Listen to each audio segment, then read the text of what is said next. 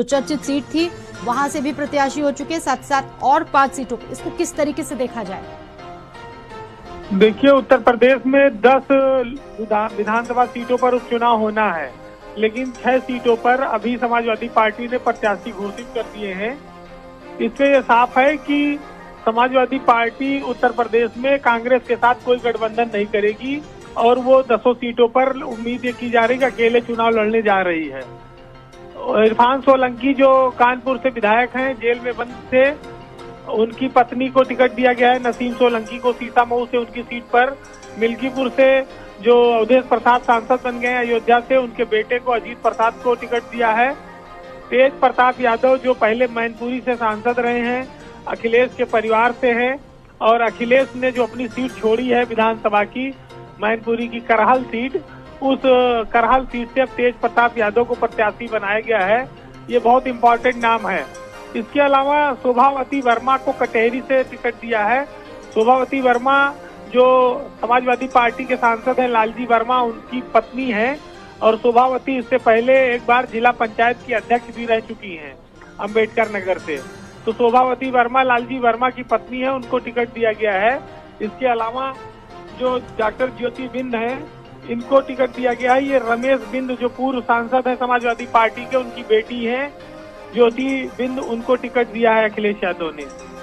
इस टिकट के ऐलान से एक बात साफ हो चली है कि मझवा सीट पर ये माना जा रहा था कि कांग्रेस के प्रदेश अध्यक्ष अजय राय संभवतः चुनाव लड़ेंगे और समाजवादी पार्टी ये सीट छोड़ सकती है अजय राय के लिए।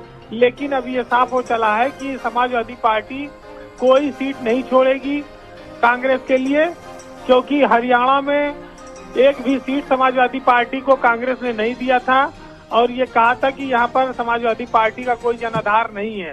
अब सेम स्थिति उत्तर प्रदेश में समाजवादी पार्टी की ओर से दिखाई पड़ रही है और ये साफ है कि ये जो 6 सीटें घोषित हुई हैं, इसके बाद अभी समाजवादी पार्टी 4 सीटें और बची हैं, उन पर टिकट घोषित करेगी। लेकिन ये एक बड़ा निर्णय है और हरियाणा चुनाव में कांग्रेस की हार के बाद इंडिया गठबंधन के सहयोगी हैं अखिलेश यादव, उन्होंने ये निर्णय लिया है। तो ये दर्शाता है कि अब कांग्रेस के बहुत ज्यादा दबाव में या बहुत ज्यादा बातचीत करके या हर चीज पर कांग्रेस से की ओर संकेत मिलने का समय देखकर ये सब कोई निर्णय नहीं होगा। समाजवादी पार्टी ने अपना जनाधार बनाए रखने के लिए ये निर्णय अकेले चलने का किया है। बिल्कुल, कोई सलाह मशवरा भी नहीं लिया जाएगा। बिल्कुल, अभी 4 सीटों का ऐलान बाकी है। अब सबसे बड़ी चीज है, सारी गुणा गणित करने के बाद, सारे जाति कर जो समीकरण देखने के बाद ये जो नाम है उनका ऐलान, क्योंकि इंतजार काफी दिनों से था।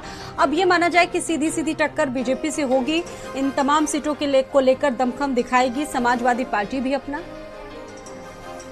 देखिए, बहुत जल्दी उत्तर प्रदेश में ये लग रहा है कि इसी हफ्ते चुनाव आयोग इस बात का निर्णय कर देगा कि उपचुनाव की तारीख का ऐलान कर देगा।